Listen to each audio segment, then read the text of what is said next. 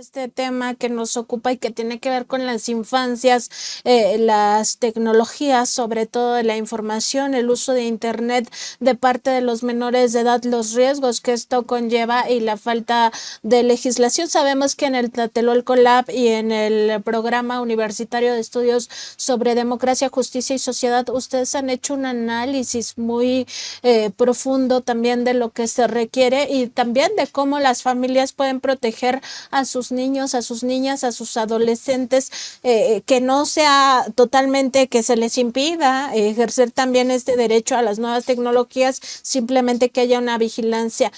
¿Cuál es, digamos, el foco de atención en el que habría que poner atención en torno a estas infancias y sobre todo su acceso a Internet, doctor? Por supuesto, Nancy, gracias. Mira, todos los usos que hacemos de las plataformas sociodigitales, los contenidos que compartimos, las tendencias o las interacciones que ahí realizamos, pues tienen un impacto cultural. Esto tiene un impacto en nuestras emociones, en los grupos en donde pertenecemos, en las modas o en las, digamos, significados, los sentidos que forman nuestra realidad. Y hablando específicamente de las niñas y los niños, lo que se denomina las infancias, pues las infancias, gran parte de su, digamos, identidad, de los grupos y de los intercambios que realizan en comunidades, estamos hablando, por ejemplo, de niñas, niños que van de los 7 8 años hasta los 20 años, o sea, cuando empiezan a ya formarse como adolescentes o como jóvenes, juventudes. Pues culturalmente están en estas plataformas. Por eso resultaría un poco simplista o un poco superficial decir se necesita prohibir el acceso de estas infancias a las plataformas o los usos de las plataformas por parte de las infancias, porque es parte de lo que culturalmente les afecta. La mayoría de las infancias tienen acceso a un teléfono móvil o tienen un teléfono móvil propio, están rodeadas de pantallas todo el tiempo y entonces lo que nos debe preocupar como ciudadanía y como gobierno a las instituciones correspondientes, pues es obviamente cómo regular o cómo hacer marcos regulatorios más actualizados, vigentes y preocupados por los consumos culturales que tienen las niñas y los niños. No es casualidad, estábamos hablando hace rato de Mexicanos contra la corrupción y la impunidad, no es un tema separado porque también estamos viendo un fenómeno similar. Las leyes de lo privado, las leyes de las grandes empresas, ¿sí? Dictando los comportamientos sociales y no las leyes de lo público, las leyes de gobierno, ¿verdad? Entonces, ¿qué va a determinar los contenidos que va a subir una niña, un niño? Las términos y condiciones de Facebook o de X Twitter o de TikTok. ¿Qué va a determinar, por ejemplo, qué tan visible o qué tan viral o qué tan conocido y reconocido sea una niña o un niño? Los términos y condiciones de estas plataformas, los financiamientos, los patrocinadores y no un marco legal adecuado. Eso es gravísimo, Nancy. De acuerdo, doctor, y también consultarle qué se puede hacer desde el ámbito de las escuelas, porque también en las escuelas los niños tienen acceso a estas tecnologías, incluso algunos de ellos pues van con sus teléfonos celulares, los menores pues, incluso hasta los que ya tienen mayoría de edad, pero están en este rango de los 18 a los 20 años. ¿Cómo desde las escuelas se pudiera hacer algo al respecto pues para tratar de minimizar los riesgos o ahí habría pues ya una educación desde casa o cómo se tendría que atender este tema?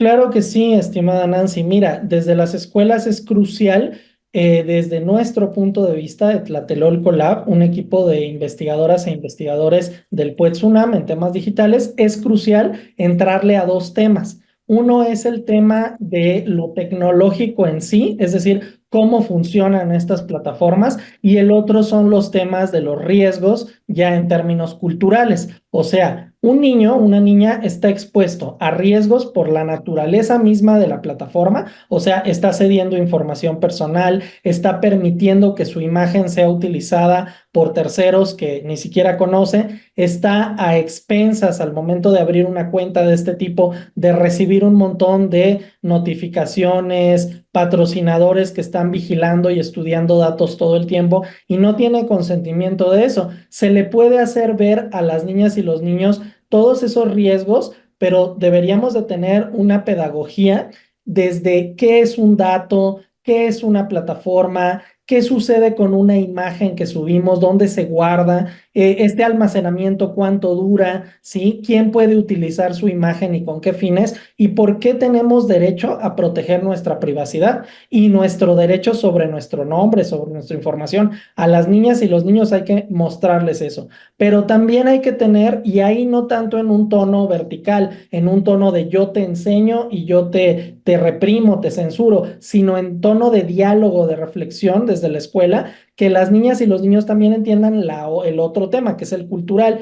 En estos entornos, Nancy, desgraciadamente, pues hay una hipersexualización de las menores y los menores de edad. O sea, muchas de sus imágenes, de sus videos, aún con su consentimiento en su medida, muchos ellos mismos han subido un baile o a lo mejor algún tema que ellos mismos suben en el uso del consentimiento, pero son comercializados o son capitalizados por grupos y por comunidades que los sexualizan, que los convierten o los enmarcan en significados que no van de acuerdo al contenido que ellos buscaban, sobre todo en TikTok, ¿sí?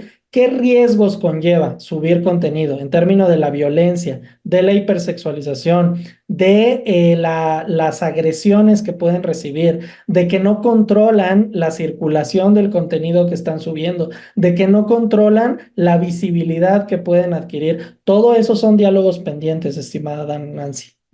Dentro de estos diálogos pendientes, doctor, también habría un espacio para, digamos, la medicina psicológica. Se lo pregunto porque muchos de estos niños, además, y niñas, además de que su contenido se puede hipersexualizar, como ya nos comentaba, también hay momentos, pues, de bochorno, de burla, ¿no? O sea, niños y niñas que se expresan de acuerdo a sus edades, pues son videograbados incluso por familiares, por amigos, se sube a las redes sociales y esto acaba siendo viral en algunos casos y esos niños son estigmatizados pues por una cosa que debió de haber quedado en el ámbito privado, que es quizá chistosa para los demás, pero al final podría tener una repercusión psicológica y en ese sentido, desde la medicina, atender también estos fenómenos.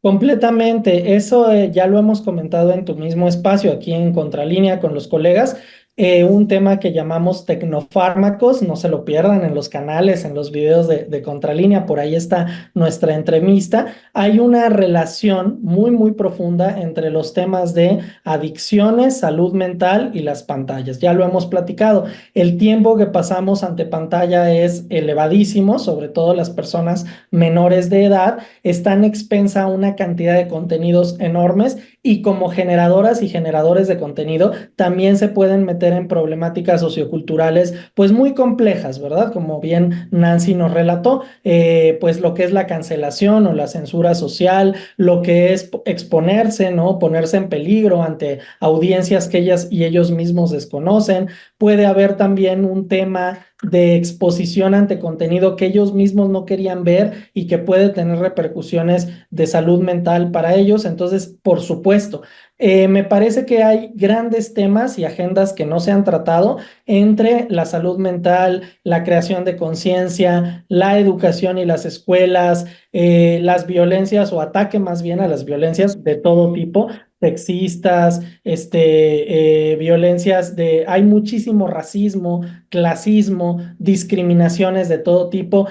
Como estas plataformas no censuran lo que consideran humor o lo que consideran libertad de expresión, dejan pasar una serie de contenidos que son verdaderamente asfixiantes y tóxicas en términos de tecnología y farmacología. Entonces, me parece que ahí hace falta todo, hace falta voluntad institucional, espacios de diálogo y educativos, investigadoras e investigadores que generemos contenidos de divulgación, espacios desde los medios, el periodismo. Yo siempre los celebro a ustedes y les agradezco estos espacios porque no hay espacios ni en los medios de internet ni en los grandes medios de información para tratar estos temas. Las agendas a veces se las llevan otros temas que podríamos considerar más prioritarias por el tema electoral, por el tema de la agenda política, la reforma judicial.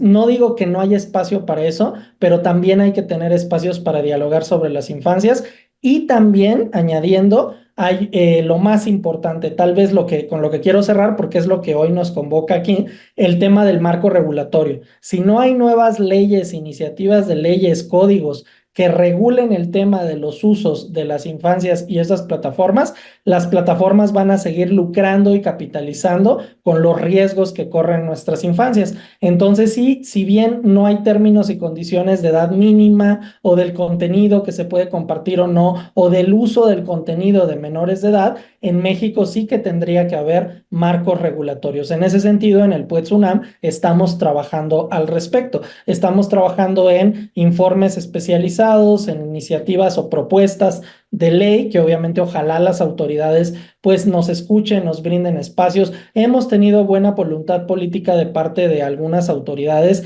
desde las cámaras, desde el Senado, o sea, no todo es cierre, desconocimiento, también hemos tenido buena voluntad política, pero falta mucho, mucho por hacerse, estimada Nancy. De acuerdo, doctor. Y finalmente consultarle desde las audiencias, con independencia de si tenemos a nuestro cargo menores de edad o no, ¿qué se puede hacer ante este cúmulo, pues sí, de situaciones que se dejan pasar, un poco apelando a la libertad de expresión o el sentido del humor, como bien nos comentaba? Pero ¿hay algo que podamos hacer nosotros para no caer también en estos círculos que de alguna manera acaban lastimando a esas infancias? Sí, bueno, me parece que desde la ciudadanía hay mucho que podemos obviamente hacer, tener una amplia comunicación en donde no se, perdón que suene extraño lo que voy a decir, no se infantilice de más a las infancias, o sea, no se le vea como que ser infante, o sea, ser niña, niño, es ser menos inteligente, es no tener una opinión o una voz, un criterio propio, una necesidad propia, pues afectiva, de identidad, de amigos, de expresión, o sea, hacer diálogos también más horizontales con las mismas infancias, donde les escuchemos, donde hagamos pues un diálogo más constructivo. Pero aunque los espacios ciudadanos, académicos y mediáticos ayudan muchísimo, te agradecemos por este espacio. El PUETS UNAM tiene talleres ciudadanos, tenemos las puertas abiertas, talleres ciudadanos, informes, tenemos un decálogo de los derechos digitales que se le puede explicar a nuestras niñas, niños qué es privacidad. Tenemos un curso buenísimo que se llama Conceptos para internautas combativos, para que nuestras niñas, niños aprendan qué es plataforma, qué es infraestructura, qué es dato, o sea, que sepan de tecnología, pero aunque hagamos todos estos esfuerzos que valoramos, la ley, la autoridad y las instituciones aún tienen que poner atención a esto, para no caer en ese mito de que la ciudadanía, lo que hagamos los ciudadanos, basta. Hay que empujarlo desde la ciudadanía, pero también desde los marcos regulatorios. En el PUETS UNAM estamos a favor y estamos empujando que las autoridades regulen, al menos en el marco mexicano, estas plataformas, grandes plataformas de información. Doctor, pues como siempre, un gusto conversar con el PUEX UNAM y con usted particularmente. Y nada más para nuestra audiencia, recordarle dónde pueden acercarse a todas estas informaciones, investigaciones que generan en el programa universitario y en Tlatelolco Lab. Por supuesto, en Tlatelolco Lab estamos en el sitio web pueds, PUEDJS.unam.mx. No se pierdan toda la gran oferta que tenemos para ustedes. Ahí encuentran nuestros talleres, cursos, espacios formativos. Ahorita hay una cátedra para aprender qué es la democracia con distintos autores, enfoques. Se está llevando a cabo en un auditorio de la UNAM semanalmente. Ahí pueden ver toda la información. Entonces, tenemos las puertas abiertas, síganos, y a nombre del PUETS UNAM y de su director, el doctor John Ackerman, agradezco mucho este espacio. Doctor, muchas gracias. Que pase muy buena tarde. Muy buena tarde y muchísimas gracias. Nancy, continuamos aquí.